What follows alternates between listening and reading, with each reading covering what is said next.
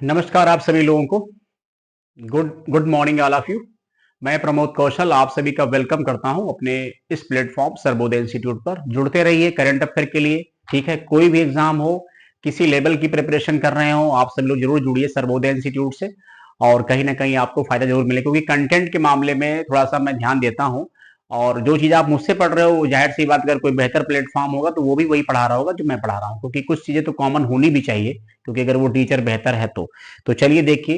इस तरीके से आपको डेली, जैसे आप क्या है कि कल 18 जनवरी है, तो 17 जनवरी की ही न्यूज 18 को हम रिलीज कर पाएंगे, क्योंकि लिखने से नहीं होता। और मुझे कुछ आगे पीछे की न्यूज को भी ऐड नहीं करना है कि मैं अब दो न्यूज पीछे वाले जोड़ दूं। कोई भी न्यूज का मैं रिपीटेशन नहीं करता।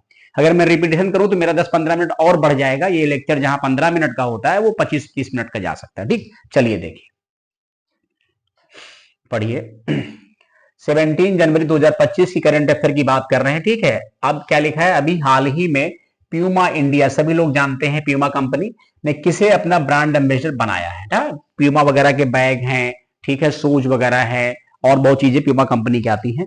तो इसमें ऑप्शन दे रखे Neeraj Chopra, PV Sindhu, Mahendra Singh Dhoni, Virat Kohli. Right answer PV Sindhu ना, ध्यान रखेंगे इसके बाद। और देखिए, एक व्यक्ति कई उसका इंस्टीट्यूट का या कई फील्ड का ब्रांड एम्बेसडर हो सकता है। कभी कभी ऐसे क्वेश्चन एग्जाम में आ जाते हैं। पीवी सिंधु खैर फेमस पर्सनालिटी भी है। इसके बाद अगला क्वेश्चन क्या है हमारा, वो भी देखिए आप लोग। अगला क्वेश्चन ये है कि अभी हाल ही में गान नगाई महोत्सव कहां मनाया गया। तो सिक्किम है, मणिपुर है, मिजोरम है, गोवा। इसका राइट आंसर मणिपुर है। और बाकी थोड़ी इसकी व्याख्या है, हम लोग वो देख लेंगे। ये लिखा है कि ये जेलियन ग्रांग समुदाय का सबसे बड़ा सांस्कृतिक व धार्मिक फेस्टिवल है। गान नगाई का अर्थ होता है सर्दियों के मौसम का त्योहार। ठीक है, ये फसल कटाई के बाद का त्योहार है जो आमतौर पर दिसंबर या जनवरी महीने मनाया जाता है। ये त्योहार पुराने वर्ष की समाप्ति और नए वर्ष के आरंभ का प्रतीक माना जाता है। और ये त्योहार 5 दिन तक तकरीबन मनाया जाता है ना। तो ध्यान रखेंगे, ऐसे क्वेश्चन एग्जाम में आते हैं फेस्टिवल के बारे में। गान नगाई महोत्सव कहाँ मनाया जाता है ना, तो मणिपुर, ध्यान रखेंगे। इसके बाद जो है क्वेश्चन नंबर अगला देखते हैं, ये भी एक बार पढ़ लेंगे हम लोग। ठीक है, क्या लिखा हुआ है, अभी हाल ही में एथलेटिक्स फेडरेशन ऑफ इंडिया की एथलीट्स कमीशन का चेयरपर्सन किसे नियुक्त किया गया है। Hima Das, PT Usha, Anju Bobby George, Manu Bhaker. Right answer C के साथ जाएंगे, अंजू बाबी जॉर्ज। ये केरल राज्य की लंबी कूद की खिलाड़ी है। ठीक है, ध्यान रखेंगे। अब तो काफी एजेड हैं ये, अब तो खेलती वेलती भी नहीं है। यही वजह है कि एक प्रकार से संन्यास मान लीजिए ना। बाकी अपने समय पर इनका पीक में पॉइंट था अंजू बाबी जॉर्ज का। ठीक है, चलिए, तो एथलीट्स कमीशन की अध्यक्ष बनी है ये, ध्यान रखेंगे। इसके बाद अगला क्वेश्चन है, ये भी ध्यान रखेंगे।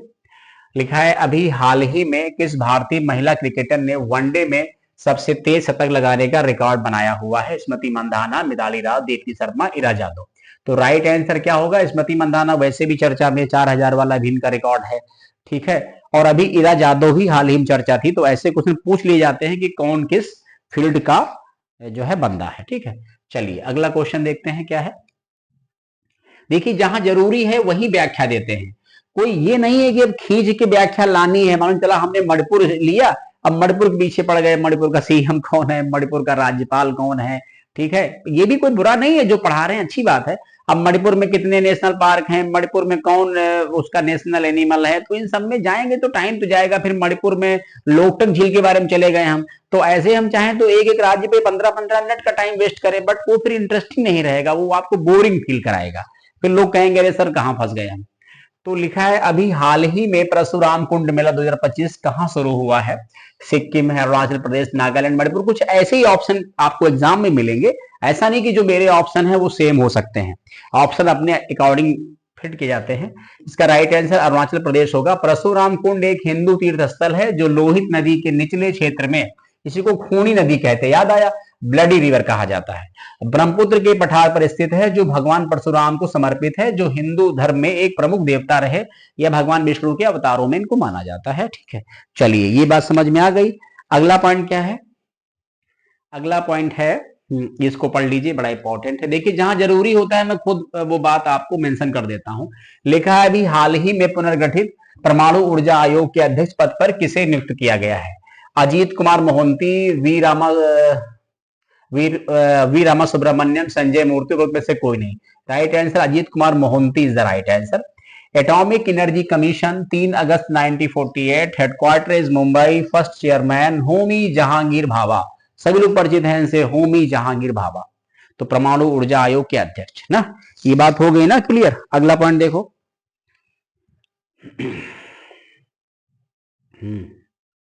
ये देख लेंगे हम लोग क्वेश्चन, ठीक है। चलो क्या लिखा हुआ है, लिखा है कि अभी हाल ही में एंटी टैंक गाइडेड मिसाइल नाग मार्क 2, सबसे बड़ी खास बात है ये स्वदेशी है, इसमें किसी दूसरे देश का इन्वॉल्वमेंट नहीं है। और अभी राजनाथ सिंह ने भी बहुत बधाई दी थी, चर्चा में था, ठीक। राजस्थान वगैरह में देखा होगा इसका परीक्षण किया गया। और चूंकि ये परीक्षण, सफल परीक्षण किसने किया है, कौन सा संस्थान है, इसरो है, डीआरडीओ। चल हमारे यहाँ दो ही है, स्पेस के लिए इसरो और मतलब डिफेंस के मामलों में डीआरडीओ। तो डीआरडीओ के हेड का नाम क्या है, समीर कामत, समीर कामत। और इसरो के तो चेयरमैन चेंज ही हो गए हैं, वी नारायण, ठीक है, ध्यान रखेंगे इस बात का। तो इसरो का मुख्यालय बेंगलोर में, डीआरडीओ मुख्यालय जो है वो दिल्ली में है। तो अभी ये चीज हमारी ही है, ठीक है। एंटी टैंक गाइडेड मिसाइल नाग मार्क 2 का सफल परीक्षण किया है किसने, डीआरडीओ ने। चलो इसके बाद अगला क्वेश्चन देख लो।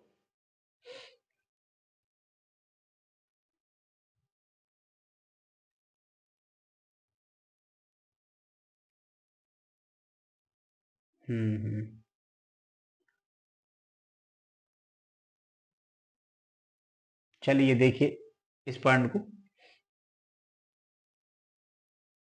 इसमें क्या है पॉइंट, यहां पर कुछ शायद यहाँ डाउट कर रहा है क्वेश्चन, शायद ये लिखा है अभी हाल ही में कनुमा महोत्सव किस राज्य में मनाया गया है, तेलंगाना, कर्नाटक, तमिलनाडु, मिजोरम, ठीक है। तो इसमें जो राइट आंसर है वो कुछ हमको डाउट कर रहा है, लेकिन हम तेलंगाना को कर रहे हैं। अगर फिर भी पढ़िएगा, कुछ डाउट लगता है तो इसको नेक्स्ट क्लास में अपडेट करा देंगे। वैसे जहां तक मेरी जानकारी में है, इसका राइट आंसर जो है वो तेलंगाना है, कि अभी हाल ही में कनुमा महोत्सव के साथ मनाया गया। इस अवसर पर विशेष रूप से ग्रामीण क्षेत्रों में लोग मवेशी और कृषि उपकरणों की पूजा करते हैं। बहुत सारे करंट के क्वेश्चन होते हैं और मैं किसी का आंसर नोट नहीं करता हूं, दिमाग में रखता हूं, बट मान लीजिए कहीं 1% स्किप हो जाए, कुछ भी डाउट नहीं होना चाहिए, भले अगली क्लास में उसको इंप्रूवमेंट कर दें। तो किसी बच्चे को लगता है कि कनुमा महोत्सव सर यहाँ का नहीं और होगा, तो कमेंट कर देगा, बता देगा। मैं भी वैसे अगर मुझे डाउट लगा इस क्लास, क्योंकि मैं भी लाइव क्लास में हूं या मैं आपको पढ़ा रहा हूं, तो मैं कुछ मोबाइल वगैरह नहीं खोलूंगा, मैं इसके बाद देखूंगा क्या पोजिशन है, ठीक है। चलिए इसके बाद क्या है पॉइंट, ये पढ़ लेंगे, इंपॉर्टेंट क्वेश्चन है। क्या लिखा हुआ है, अभी हाल ही में दिल्ली हाई कोर्ट के मुख्य न्यायाधीश के रूप में किसे नियुक्त किया गया है, देवेंद्र कुमार उपाध्याय, इंदिरा मुखर्जी, के विनोद चंद्रन, उपरोक्त में से कोई नहीं। राइट आंसर देवेंद्र कुमार उपाध्याय है। भारत के मुख्य न्यायाधीश संजीव खन्ना ने पटना हाई कोर्ट के मुख्य न्यायाधीश के विनोद चंद्रन को सुप्रीम कोर्ट के जज के रूप में शपथ दिलाई। न्यायमूर्ति चंद्रन के शपथ ग्रहण के साथ ही सुप्रीम कोर्ट में जजों की संख्या बढ़कर 33 हो गई, जबकि स्वीकृत संख्या 34 है, जिसमें मुख्य न्यायाधीश शामिल होते हैं। तो ये पूछा जा सकता है कि सुप्रीम कोर्ट में अधिकतम जज की संख्या कितनी है, 34 है। सुप्रीम कोर्ट के चीफ जस्टिस जो है वो संजीव खन्ना जी शामिल है, जो 51 नंबर के। ये बात समझ में आई नहीं आई। अब क्या है, भारत में हाईकोर्ट की संख्या 25 है। भारत में 2 ऐसे यूटी हैं, ठीक है, 2 ऐसे यूटी जिनका अपना उच्च न्यायालय है। एक आपके सामने दिल्ली मौजूद है और फिलहाल के लिए जम्मू कश्मीर भी आज के टाइम में यूटी है। भविष्य में तो ये राज्य बन जाएगा, तो ये फिर से दिल्ली एक ही बचेगा ना। ये बात समझ में आई नहीं आई। चलो और देखेंगे पॉइंट अगला क्या है। ये देख लीजिए, बड़ा फेमस क्वेश्चन है और चर्चा में बहुत है क्वेश्चन। कह रहे इसरो ने पहले ही प्रयास में 2 उपग्रहों की डॉकिंग जोड़ने में सफलता हासिल कर ली। ऐसा करने वाला दुनिया का कौन सा नंबर का देश बना है, पहला है, दूसरा है, तीसरा है, चौथा। तो राइट आंसर चौथा है। और अब इसकी हम लोग व्याख्या पढ़ेंगे आराम से, तो समझ में आ जाएगा, ठीक। व्याख्या देख लो ध्यान से। इसरो ने पहले ही प्रयास में 2 यानी उपग्रहों की डॉकिंग जोड़ने में सफलता हासिल कर ली। स्पेस डॉकिंग एक्सपेरिमेंट जिसको बोलते हैं स्पेडेक्स के तहत डॉकिंग मिशन सफलतापूर्वक पूरा करने के साथ ऐसी तकनीकी उपलब्धि हासिल करने वाला भारत दुनिया का चौथा देश बन गया है। इससे पहले ये उपलब्धि अमेरिका, रूस और चीन ने हासिल की। स्पेडेक्स परियोजना के निदेशक कौन रहे, एन सुरेंद्रन। ये क्वेश्चन भी इंपॉर्टेंट है। कहा कि ये प्रयोग भारतीय अंतरिक्ष स्टेशन और चंद्रयान 4 मिशन जैसे भविष्य के लक्ष्यों के लिए उपयोगी साबित होगा। उनके लिए डॉकिंग तंत्र की आवश्यकता थी। चंद्रयान 4 मिशन उन्नत डॉकिंग तकनीकों का उपयोग करके पृथ्वी पर नमूने वापस लाने के लिए डिजाइन किया गया है।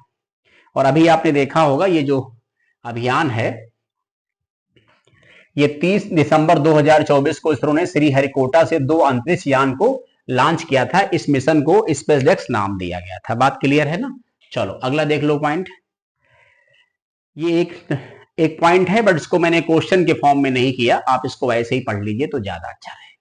चलो देखो, इसमें लिखा है ब्रिटिश एकेडमी फिल्म अवार्ड समारोह, जिसको बाफ्टा बोलते हैं, British academy of film television award 2025 के लिए जिन फिल्मों का नामांकन हुआ उनकी सूची जारी की गई। ब्रिटिश फिल्मों के साथ 4 भारतीय फिल्में भी इसमें शामिल हैं।